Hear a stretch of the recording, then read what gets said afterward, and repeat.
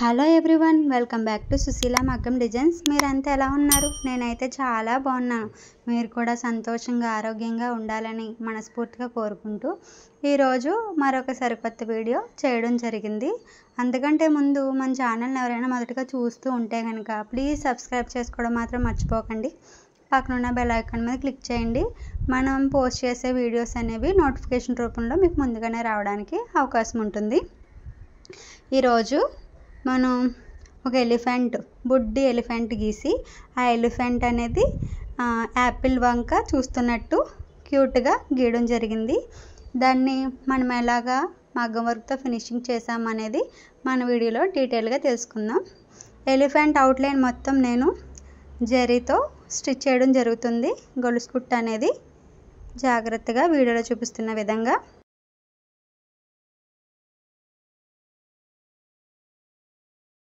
ఈ బుజ్జి ఎలిఫెంట్ అనేది ఒక యాపిల్ని జాగ్రత్తగా చూస్తూ దాన్ని తినాలని కోరికగా చూస్తున్నట్టు అన్నమాట.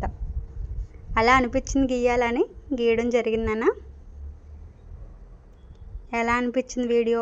మీకు నచ్చితే మాత్రం లైక్ చేయడం మాత్రం మర్చిపోవద్దు.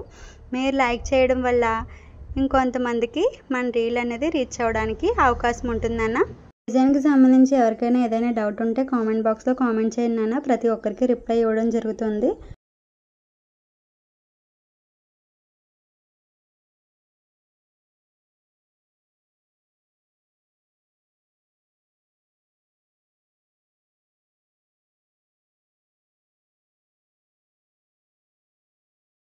అలా ఎలిఫెంట్ అవుట్లైన్ మొత్తం జరీతో గొలుసు కుట్టు అనేది కుట్టుకోవడం జరిగిందన్న.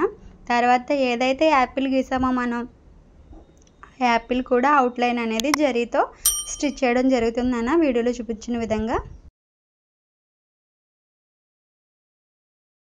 మనం వేసే డిజైన్స్ మన కంటెంట్ నచ్చినట్టయితే ప్లీజ్ సబ్స్క్రైబ్ చేసుకోండి అన్న. సబ్స్క్రైబ్ చేసుకోవడం మాత్రం మర్చిపోవద్దు.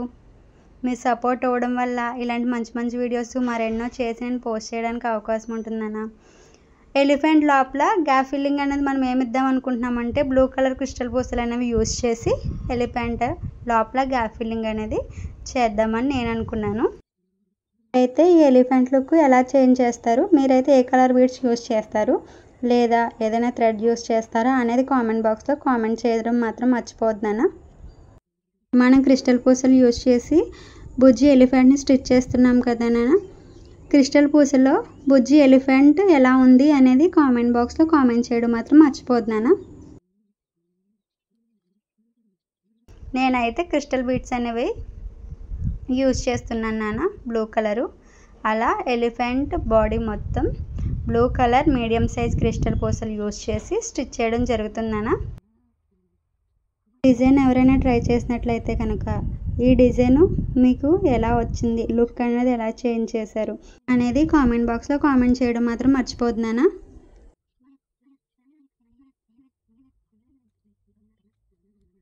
కుట్టుకునేటప్పుడు గ్యాప్స్ రాకుండా బీడ్స్ పక్క నుంచి స్టిచ్ అనేది పడే విధంగా స్టిచ్ చేసుకోవాలన్నా.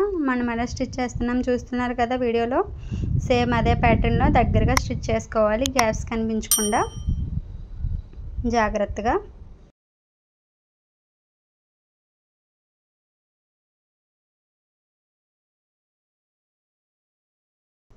అలా క్రిస్టల్ పూసలు యూజ్ చేసి మన బుజ్జి ఎలిఫెంట్ని స్టిచ్ చేయడం జరుగుతుందన్న మగ్గంతో.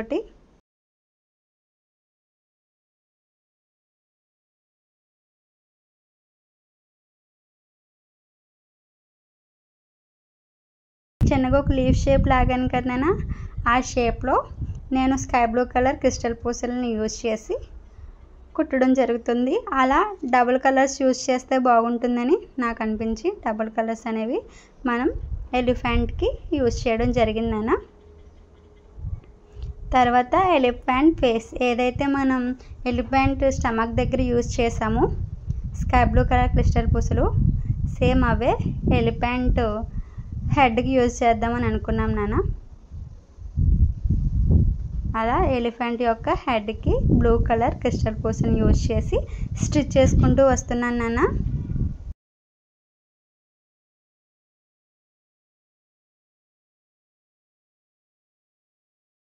మనం ముందు కూడా చాలా వీడియోస్ అనేవి పెట్టడం జరిగింది. ఎవరైనా చూడని వారు ఉంటే కనుక, మొదటిగా మన ఛానల్ చూస్తున్న వారు ఉంటే కనుక డిస్క్రిప్షన్స్లో లింక్స్ అనేవి ఇవ్వడం జరుగుతుందన్న. ఒకసారి వెళ్ళి చూసి మీ సపోర్ట్ అనేది ఇస్తారని మనస్ఫూర్తిగా కోరుకుంటున్నాను నాన్న. ఏదైతే ఎలిఫెంట్ బాడీలో అవుట్లైన్ అనేది మనం వేసామో బ్లూ కలర్ క్రిస్టల్ పూసలు, అవి మిడిల్లో యూజ్ చేసుకోవడం జరుగుతుందన్న. అలా 2 కలర్స్ క్రిస్టల్ పూసలను యూజ్ చేసి ఎలిఫెంట్ అవుట్లుక్ అనేది మనం చేంజ్ చేయడం జరిగిందన్న. తర్వాత ఎలిఫెంట్ దంతం కోసం వైట్ కలర్ క్రిస్టల్ పూసలను యూజ్ చేస్తున్నాను.